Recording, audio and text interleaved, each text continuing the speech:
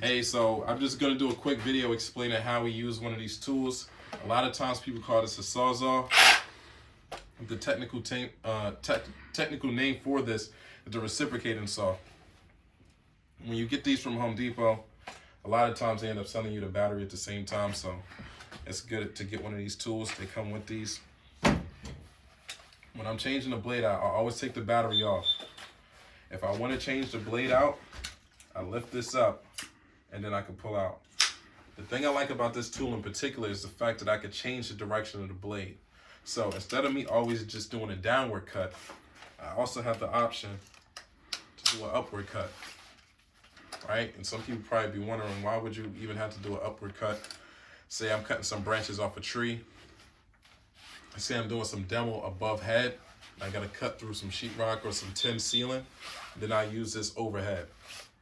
This particular blade that I have on here is a heavy duty blade. So if you look at the thicknesses of these two, this one is probably 1/4 of the thickness of this blade in particular. So when I'm cutting, I'm gonna have very limited uses on something like this.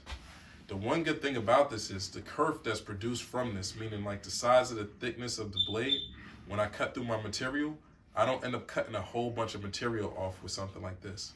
With this, I end up cutting a lot of material off because of the size of this or the thickness of this blade and the fact that some of these blades or the teeth on here are protruding out.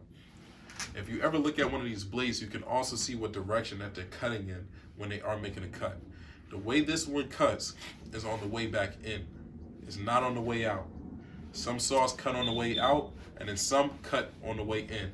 The way I can tell is because the way that the teeth are on here, they're facing towards the point where it's towards the blade. So the most effective cut I can make with this blade